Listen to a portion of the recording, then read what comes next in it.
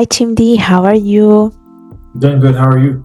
I'm good, thank you. Well, thank you so much for being on my channel today. I know we're going to have a very fun conversation. Before we start, do you want to tell us a little bit about who you are and what you do? Okay, so I'm Chimdi. I'm originally from Nigeria. I came to Canada for school. I've been here just shy of 2.5 years. Not typically confuses people. I did my bachelor's in 3 years, and now I work as a technology auditor. Okay. So, I know that you work for one of the big fours. What do you do exactly?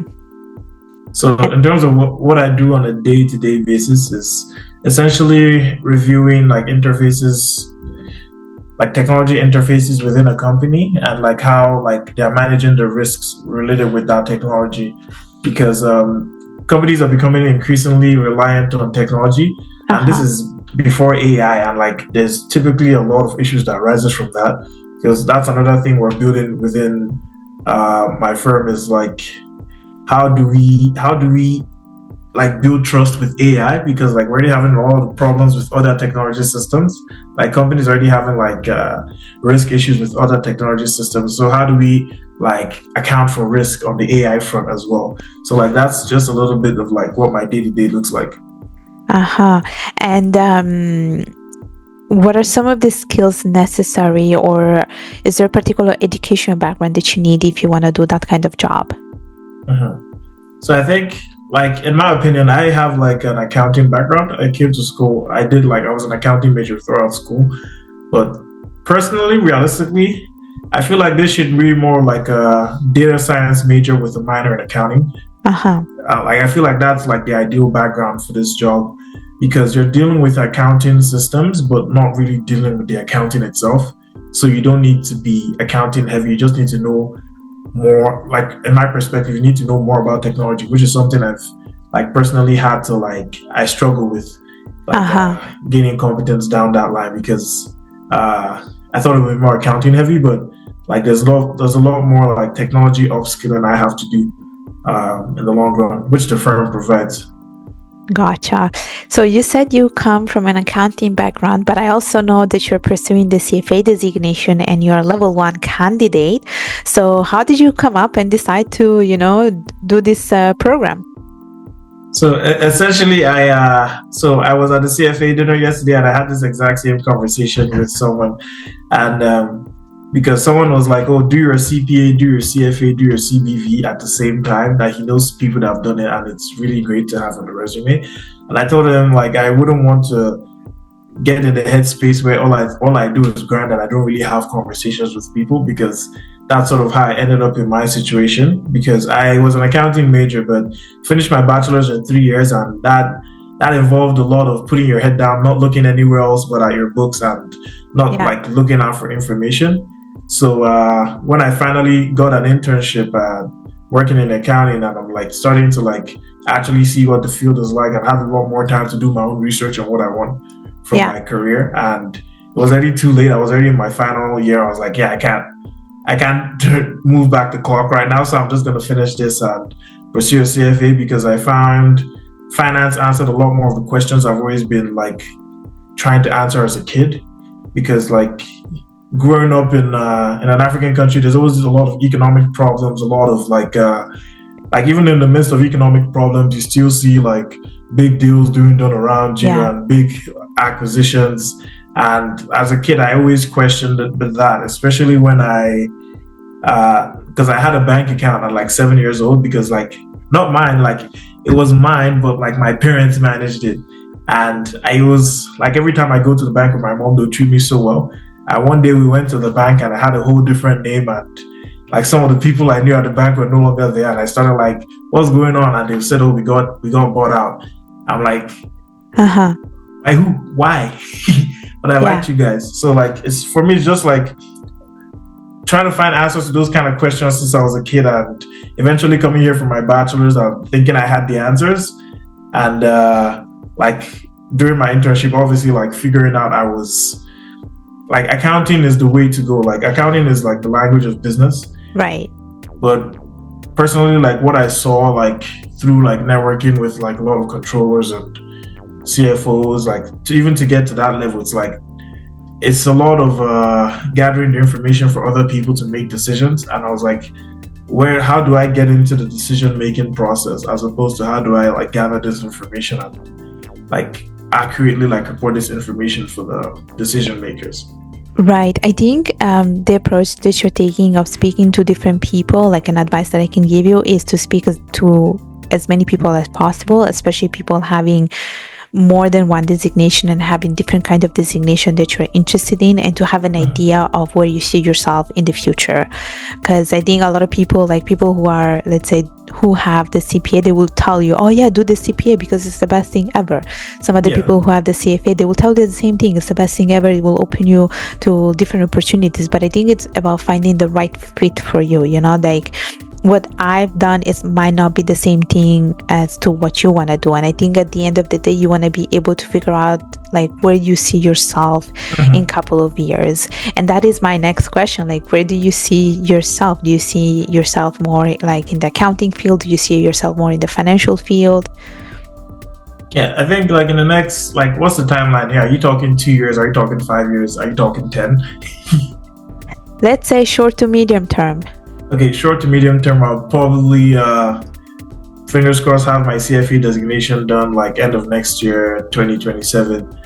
And I'll probably be down east in Toronto. Like, I love Montreal, but my French is not that good anymore. So like, most likely Toronto, like probably grinding it out on Bay Street for like a couple of years before I like go for my MBA. Okay, look at you. You're so ambitious. So, when are you writing your level 1? So I have it in May. Okay, you have it in May, so it's in a couple of months. And I want to ask you, like, how are you preparing for it? Are there any particular materials that you're using? Any particular strategies? Like for me, I'm essentially using the same strategy I used in school. Just because my thing with school was like, just keep going. It doesn't matter. Like, not that it doesn't matter if you don't understand. Like, keep going. Take note of the things you don't understand, but the most important thing is to finish the content the first time and have an opportunity to go back, as opposed to just finishing it one time and like that's it. So the strategy I'm using right now is like good, because I'm almost done with the material. Like, I know it's just January, but I'm almost done with the material. Then I'm just going to start going back in like Feb, March. Then from April all the way till May, it's just going to be like practice questions and mock exams. Yeah, it's not just January. You have to start getting over the material as soon as you can, so you can start practicing. And you need a lot of time to study for level 1. Like I always say, there is like you need at least 6 to 9 months to prepare for each level. And if you wanna, increase the chances of passing the exam, you wanna make sure that you start as soon as possible. So even if you say it's just January, it's not that it's just January. You have to it's good that you have already like finished everything, so you can start practicing. And I do want to ask you like a question about like how do you balance this, especially in relation to the fact that you work in a big four, that we're in one of those big fours, and sometimes it can be challenging to find some time for yourself and to be able to study. Like, is there a particular thing that you're doing? How are you balancing that? Like personally, I don't know, like a lot of people think over the top, like too extra for doing what I'm doing, but like personally, if I can't find time during the day, the night is a very long period of time. So I'll just cut out some sleep and like get what I have to do done. Because nowadays I'm starting my days at like 5:30, just grind out my CFA for like 2.5 hours then before I actually get into work, because I don't know when I'm gonna get home. So I'd rather like have some of the content in my brain before I like get into the grind then. And that's basically how I manage it. Do you do are your hours like 8:30 to 5 or like your normal hours? Because I work in the technology risk practice, like it gets busy, but not as intense as like the financial reporting guys. Right. So like most days it's like 8 to 5:30, 8 to 6, which isn't that bad. Then like some days it gets intense and we go there till like 9. And like for me, it's like it's whatever, because personally I feel like when you're deciding what path you want to go down, you need to know like the lifestyle as well. And I've never had an issue with the lifestyle, so people complain, but I don't really mind it. Yeah. And do you work from home or from the office? I prefer working from the office. I had to make an exception for this call. Oh, And also okay. the CFA dinner stayed pretty late, so I was like, yeah, I don't think I'm gonna wake up at 4 tomorrow. Yeah. So basically, what you're doing is that you're waking up early to study for 2 hours, and then you go to work. Because I'm assuming after work, you never know what time you're coming. You're probably exhausted from the day. Yeah. Okay. Okay. And I have one last question for you, which is what advice would you give to students aiming to work in a Big Four or the CFA or pursuing the CFA program? Like, for me, if you want to work in Big Four, even though I kind of like got in just to see what it's like, which is probably not the best thing to do because it's not the best thing to do, but like if you want to get in Big Four, like work hard, network hard, and reach out to a lot of people, ask a lot of questions. Gotcha. And for the CFA, like for me, like I understand like this generation, the way times are right now, it's all about like getting some form of letters behind your name. But I just say like, first of all, ask yourself, what kind of knowledge am I seeking? Yeah. Before you actually sign up for the exam. And to get this knowledge, am I willing to sacrifice a lot of my social life? If you say yes, then go for it. But like if you're not sure what you're looking, because like for me, it's like it's all about learning. If I'm not sure what I want to learn out of this, like if I don't see what I want to learn, I'm not gonna like look into it. I'll like breeze through it, but I wouldn't like devote too much of my time to it. Yes, I definitely agree, and I do think that when it comes to the CFA, like people pursue with the program for the wrong reasons. I think a lot of the time people do it because they want to have those letters next to their name, but there is a lot of sacrifice that comes to it, and you really have to understand like, why am I doing this? And I think it always goes back to your why. And I think you shared a very good advice on that. Yeah. So we're almost to the end of this interview, but we do have a rapid fire question. I don't want you to expand on them. I just want you to tell me what comes to your mind. Are you ready? Yeah, this is my first time, so let's try it out. It's easy, don't worry. It's very easy. So, are you a coffee person or a tea person? Neither. What do you do? What do you take to like wake up? I run off pure energy and adrenaline. Okay. Fair enough. What's your guilty pleasure TV show? I'd say Once Upon a Time. It's a soap opera from ABC. Okay. Your favorite social media app? LinkedIn. I'm just kidding. I mean Instagram. Instagram, okay. If you could swap jobs with anyone for a day, who would it be? Jimmy Diamond. Okay. And the last see what he sees. Like that. And last question, best advice you ever received?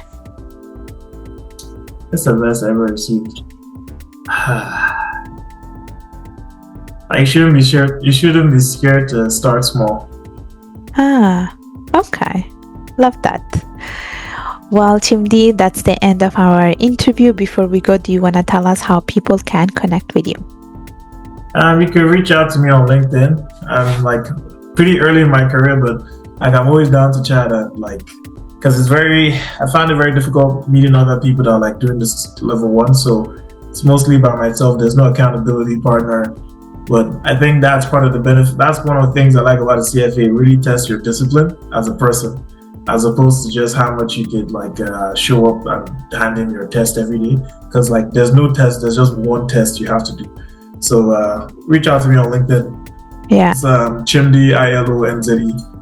Yeah, I will put your information in the description, and I'm pretty sure people will connect with you because I do have a lot of people that are pursuing the CFA following my channel. I'm pretty sure someone eventually will reach out to you, so don't worry. Yeah, because I've watched some of your videos before, which is part of how I connected with you on LinkedIn. And I saw you on, is it Charlene's? Probably, yes. I went to Charlene's channel, yes. Yeah. I found out she was in Switzerland, which is pretty cool. I went there for Christmas. I was like, oh, maybe I should have tried to get a coffee. Yes, and maybe you can get some good advice from her. Yeah.